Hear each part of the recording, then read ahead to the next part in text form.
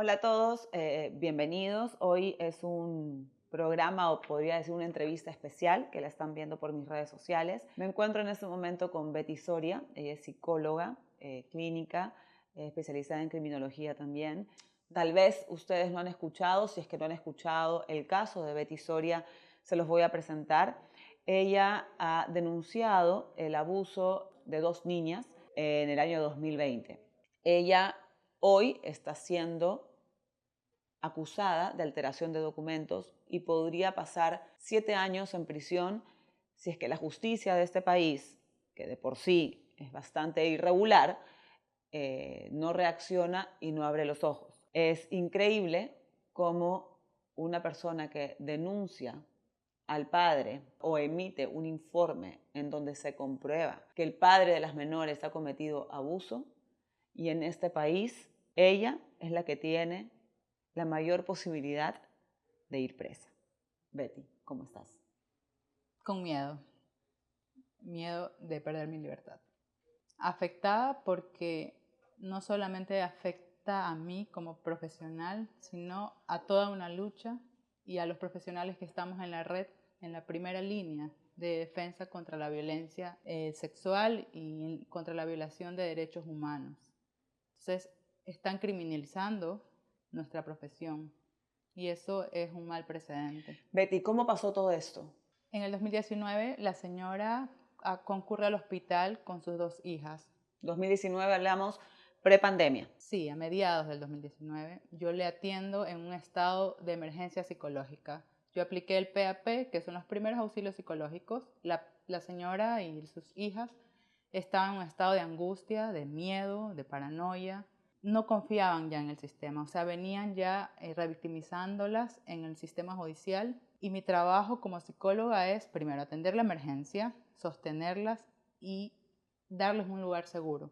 Ayer escuchaba que estuviste con Carlos Vera y Carlos emitió un video de un pronunciamiento de la fiscal general del Estado, Diana Salazar, en donde ella dijo de que existe el acompañamiento, de que existe esta unidad de género especializada. Sin embargo, es justamente un fiscal el que te ha acusado a ti de alteración de documentación Sí. y ha pedido 7 años de cárcel, no solamente para ti, sino también para la madre, ¿no? Ajá. Estamos las dos coprocesadas, no tienen ningún elemento de convicción para decir la madre hizo algo conmigo, simplemente yo atendí a la menor, los relatos textuales que la menor me dijo están en el informe porque dicen que es subjetivo. No, no es ¿Quién subjetivo. dice que es subjetivo? La otra parte, los demandantes. Yo procuré poner literalmente lo que ella decía y a la madre la envié a recibir terapia porque también lo necesitaba. ¿Cuánto tiempo te demoraste en concluir que la menor había sido abusada o las menores habían sido abusadas? Alrededor de un año.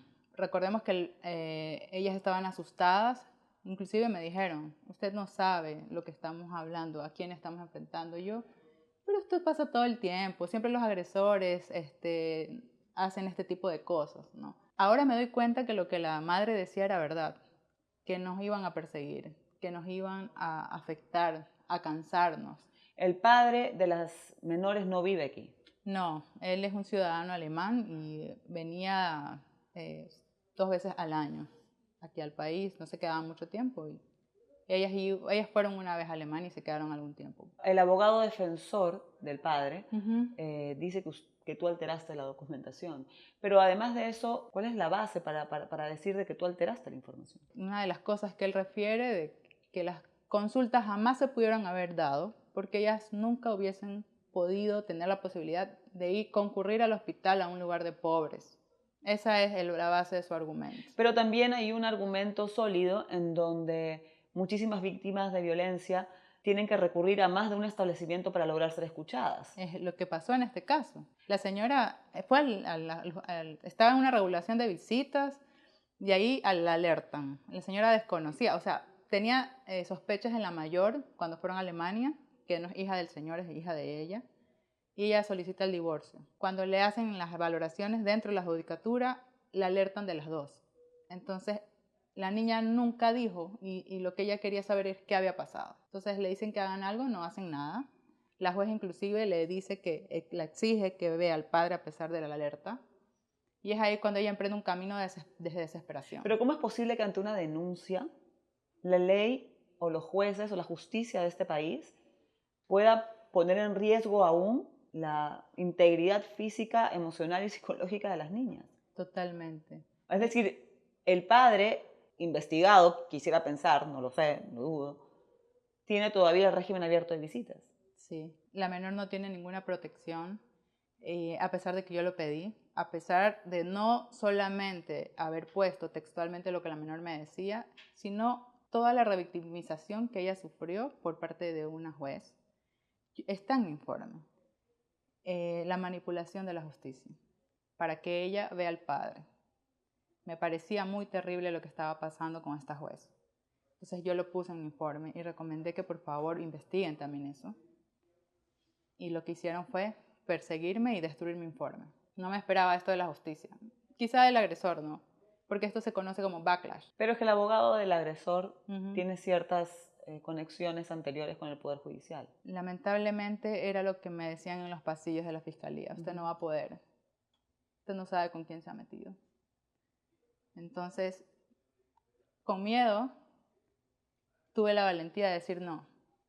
Voy a recurrir a los medios, voy a hacer todo el escándalo posible porque no me están dañando solamente a mí, sino al sistema, porque asustan a los otros psicólogos, a los médicos, algo que ya estábamos con miedo de denunciar. ¿Cuántos casos como estos tú has atendido durante tu carrera? Es una buena pregunta. Al año, el equipo de salud mental, alrededor de 100 casos atendemos y mandamos al sistema fiscal. ¿A cuántos de estos casos se les da el trámite correcto? Hasta ahora espero que me llamen por lo menos a una persona que vaya a rendir yo versión. Entonces yo me pregunto cómo es posible entonces que las autoridades digan de que sí hay un trabajo de acompañamiento, que sí hay un trabajo de protección. Nosotros lo hacemos. Cuando llega el sistema fiscal es cuando encontramos los peros. Es que si no es político no se va a mover. ¿Y el fiscal que te acusó sigue estando en la misma...? Porque ayer escuchaba, ¿no?, que este fiscal que te acusó la primera vez, porque comprendemos que esto fue en 2020, estamos en 2023, ya no está en la misma unidad judicial, ¿no? Así se llama, creo. Así es. Fueron 2 fiscales. El primero me formuló a cargo sin yo haber podido concurrir. Estaba embarazada, era pandemia. Les pedí por favor Zoom, nunca me dejaron, decían que no me encontraban. Posterior a ello, como cambiaron algunos fiscales, el siguiente, el que me acusa, él no tuvo ningún elemento de convicción. Si usted se da cuenta y revisa el expediente, es una copia y pega de lo que el abogado, el procurador, puso en su denuncia, es la misma que está por parte de Fiscalía. Entonces, Pues sí sería bueno, ¿no?, hacer un llamado a Fiscalía para que la misma fiscal general, que además abandera estos casos y siempre ha dicho de que es una apasionada de la violencia de género, desde que asumió el cargo, se ponga realmente a revisar, o mande a revisar a estos 2 fiscales, y sin duda el Consejo de la Judicatura tiene el deber de no solamente mirar a estos 2 fiscales, sino también a la jueza. ¿Aún estás trabajando? Sí, en el hospital yo no he tenido ningún problema. Soy de las que abandero este tipo de problemáticas, soy de las que me preocupo mucho por los pacientes. Yo, como decía ayer yo en la entrevista, yo estoy decepcionada del sistema, no me interesa. Mi trabajo como psicóloga es atender a los pacientes vulnerables. Este hospital que estás en el Monte Sinaí es un hospital público. Sí. ¿El Ministerio de Salud Pública te ha apoyado? Quizá parte de todo lo que ha hecho el Ministerio de Salud Pública es lo contrario. ¿Por qué? ¿Cómo es posible que el hospital sí te haya apoyado y el Ministerio de Salud Pública no? Les pedí ayuda hace 2 años, les envié cartas como ciudadana, les pedí ayuda manifestando lo que había pasado en el sistema jurídico, que entregaron la historia clínica. ¿Y qué te respondieron? Nada, hasta ahora. He recibido ciertas llamadas porque he tenido que recurrir a los medios. Ellos han sido mis aliados. No he visto ningún resultado todavía. Todo está como que me llaman, me llaman. Yo sigo luchando. Esta lucha va en nombre de todas las pacientes que yo atiendo, de abuso sexual, de la niña también.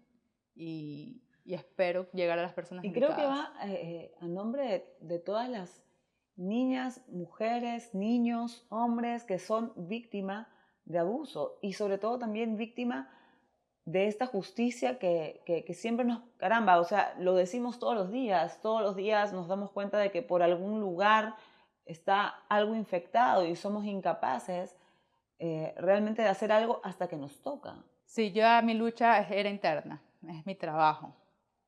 Me duele que esto lo hagan también mujeres, como la juez, que la actual presidenta de la Corte no haga nada todavía, a pesar de que yo he hecho los intentos de que persigan esto, de que lo investiguen. Espero que la fiscal me escuche, que atienda a mi llamado, porque es un daño para todas las víctimas. Me escriben personas todo el tiempo diciéndome, mire, esto pasa en el hospital de Elías de Pastaza, el psicólogo de allá abusó de mí, todo el mundo sabe, nadie hace nada. El caso de los niños en Quito, mis pacientes, ¿no? que todo el tiempo los defiendo. Tengo también muchas personas que me dicen hagan algo. Es mi lucha interna, pero he tenido que ser voz ya de ellos, decir, bueno, vamos a hacer algo al respecto, esto no se va a caer así. Entonces, el miedo se está convirtiendo en totalmente lo contrario. Y no solamente el miedo a eso, es el miedo generalizado en este país de no hablar, de no decir. Y luego nos quejamos de que por qué las sociedades están como están. Y evidentemente, ¿cómo no? Si la gente está completamente desatendida, si no hay justicia, si se culpa al que ve y al que denuncia, ¿Sí? es un Estado que revictimiza constantemente. Este padre tiene una conducta alarmante porque si quisiera proteger a su hija no expondría la historia clínica. Este abogado también. Es un abogado que además ha salido en algunos medios hablando, yo me imagino que no tiene hijas y si no las tiene no tiene madre. ¿Cómo hacer daño al sistema? A una madre que lo único que ha querido es proteger a la hija de su agresor y a eso le llaman alienación parental.